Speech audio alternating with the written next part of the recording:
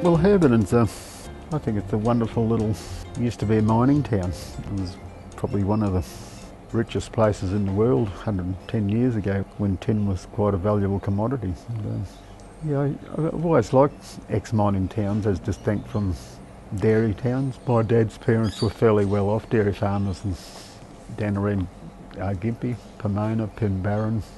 Yeah, Dad used to tell funny stories about be down the beach on a Sunday and come 2 o'clock they all used to have to go home and to milk the cows.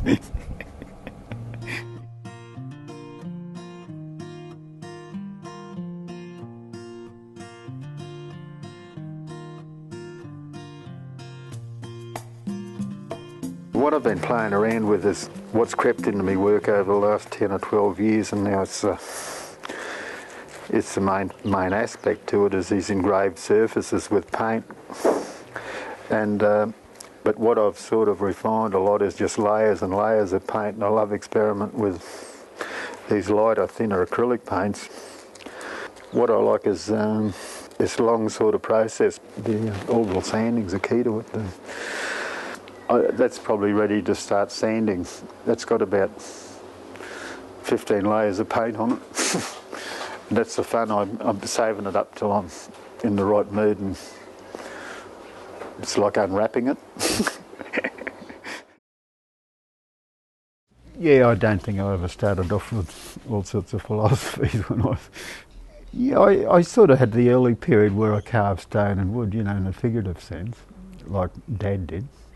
But then I started welding. I think that was a big break for me, you know, and I was heavily influenced by artists like David Smith, the American sort of modernist, and Anthony Caro, the British sculptor, and who took away the base in sculpture, and all sorts of artists. And I think I got them totally out of order, but it didn't. I found pop art before I found sort of,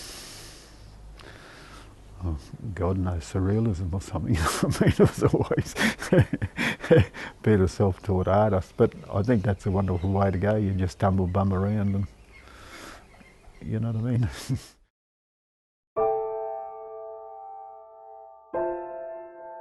There was lots of different series I made that used a lot of quite functional things, like old tyres from stockyards with wire tyres, and those old wire spring sort of mattresses, you know what I mean?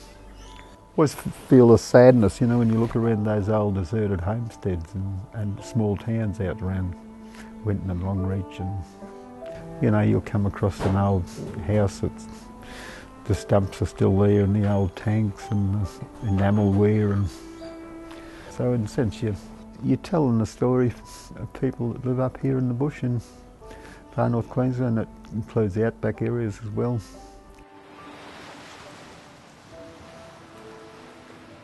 Yeah, Cape York coastline, I just sort of love it in a way. Oh, it's like my Zen Buddhist retreat in a way. Not that I'm serious about Zen Buddhism, but I need that sort of time to just be on my own in a way.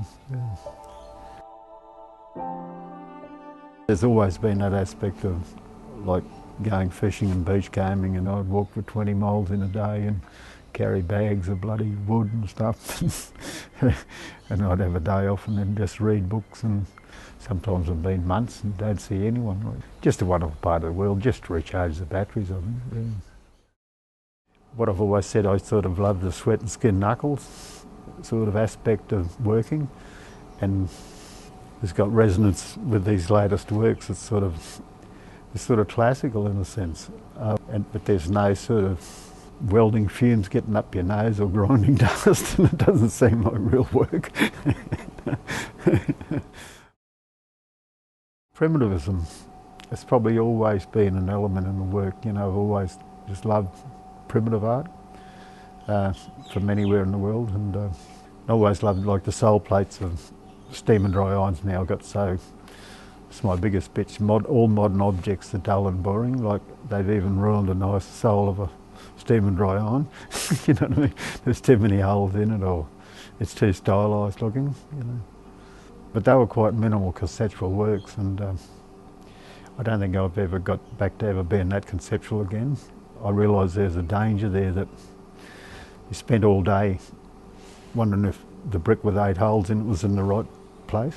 You know, the composition of 3 components, and you think, yeah, mate, you're going to end up hanging yourself or shooting yourself if you keep this up. Yeah, storage is always a massive problem. Oh, that's just stuff I found on the beach, outboard motor tanks and buoys and fenders, and I suppose different times I've dreamed about different sized boats, and my collection of fenders represents that. Yeah, this is a storeroom.